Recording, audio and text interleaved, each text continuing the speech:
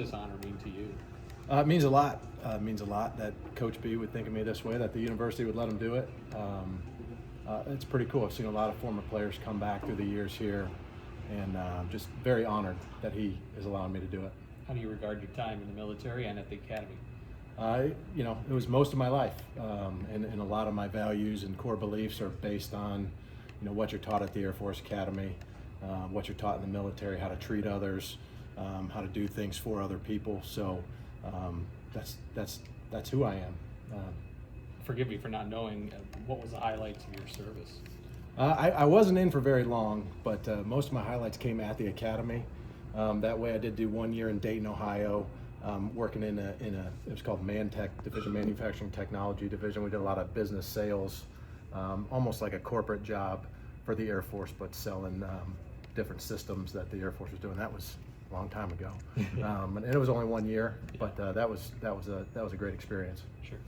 I've asked about this, some of the stuff you went through. How helpful was the Air Force? I mean, when you think about all the things, physical things you've gone through, was it a big help? How helpful was the what? All the some of the things you went through, all the Air Force training and all the stuff you had. How much did it help when you got sick later on? Is that big? Yeah, I think it just is a mentality I more than anything. That you're taught before the military, during the military, of just gut it out. There was a lot of times where it's just you learn a lot of days at the Air Force Academy. Survival is a good thing, and just get through the day. So a little bit of that you learn, but nothing can prepare you for what that was like. But definitely, I think just mental toughness. Hopefully, that's part of the reason I got through. Let's talk about changing the roles you're going to have, because you've kind of been his right-hand man here, right? Kind of been with him during the games and stuff. What are you going to be doing next?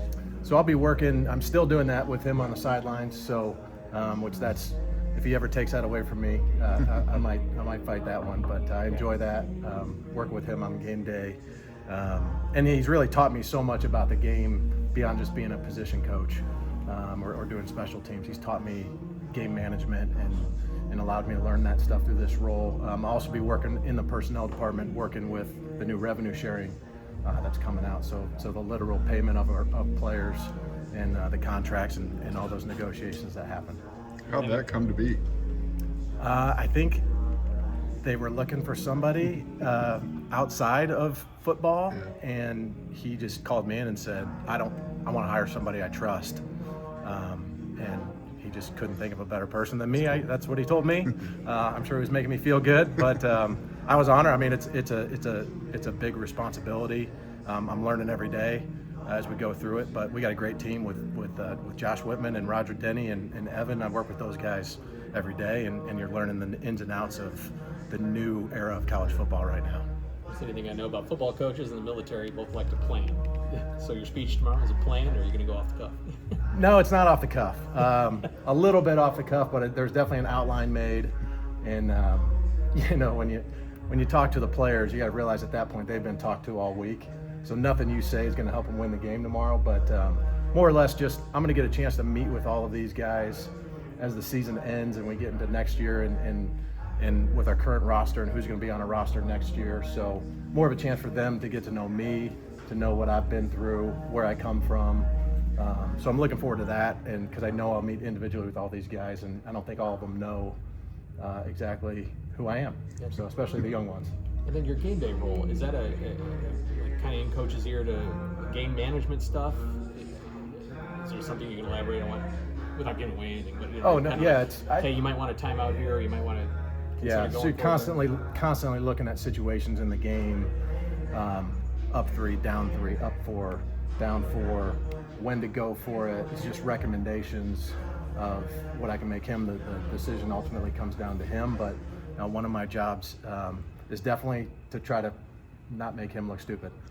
So when those game day decisions happen, I'm just somebody who can have some forethought to those situations, and not only I don't have to worry about what's being called on offense or defense, but I can help him, think about those things before they happen. Are you getting enough coaching? Are you doing enough coaching to satisfy you? I know you came here as a coach. You Yeah. know, you're going to do as much of that as you want to. That's the constant question I keep asking myself. That's the part I miss the most, Figured. is the interaction with the players on a day-to-day. I love teaching, so it's one of those things that the goods and bads come with everything. Sure. But I'm enjoying what I'm doing. Looking forward to growing into it. But I do miss the teaching part and the interaction with the players and the relationships you build. So hopefully through this role I can continue to do that with our players. Let's say, was that part of the appeal for you to still have that one-to-one relationship with guys and just a different role and not necessarily on the field? Absolutely, yeah. It's a different role, but I'm still a football. I still love football, and you love the ins and outs of a play call and a defense and those things. But this is great for me, and my continued recovery is more important than anything. So if it helps me with that and I'm able to still be involved, it's a great role for me.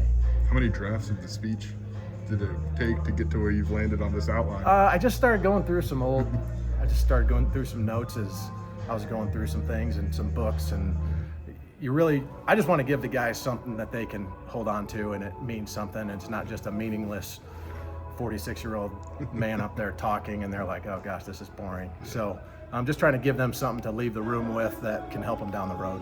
Did you practice sort of